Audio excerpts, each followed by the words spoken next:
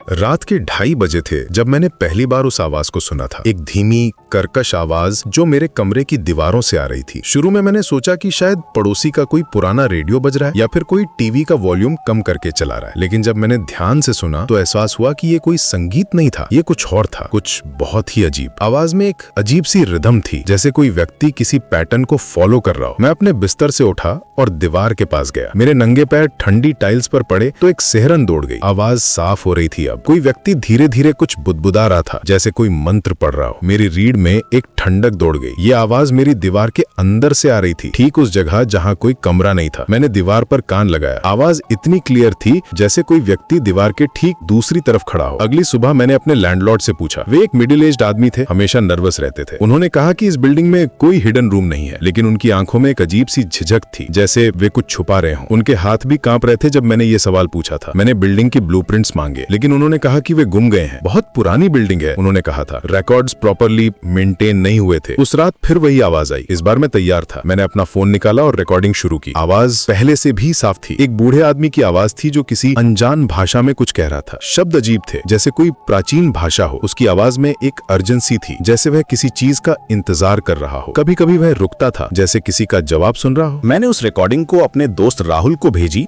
जो लिंग्विस्टिक्स में पीएचडी कर रहा था। अगले दिन उसका फोन आया। उसकी आवाज में घबराहट थी, जो बहुत अनयूजुअल था, क्योंकि राहुल हमेशा काम रहता था। यार, ये रिकॉर्डिंग कहाँ से मिली तुझे? उसने पूछा। क्यों, क्या बात है? ये लैटिन का एक बहुत पुराना वर्जन है, मिडीवल टाइम्स का, और जो ये आदमी कह रहा है वो बहुत ही डिस्टर्बिंग है। ये कोई समनिंग रिचुअल लग रहा है। मैंने अपने प्रोफेसर से भी कंफर्म किया है। मेरे हाथ कांपने लगे। समनिंग रिचुअल मतलब ये कि कोई व्यक्ति किसी चीज को बुला रहा है, कुछ ऐसा जो इस दुनिया का नहीं है। और सबसे स्केरी बात ये है कि ये रिचुअल इनकम्प्लीट लग रहा है, जैसे कोई व्यक्ति इसे बार बार रिपीट कर रहा हो। उस रात मैंने सोने की कोशिश नहीं की। मैं जागता रहा, इंतजार करता रहा। ठीक 2:30 बजे आवाज शुरू हुई, लेकिन इस बार कुछ अलग था। आवाज तेज हो रही थी, अर्जेंट हो रही थी, जैसे कोई व्यक्ति किसी चीज के लिए बेताब हो। उसकी आवाज में एक डेस्परेशन थी जो मुझे डरा रही थी। अचानक मेरे कमरे का टेम्परेचर गिरने लगा। मेरी सांस दिखने लगी। दीवार पर एक अजीब सी शैडो दिखी जो हिल रही थी।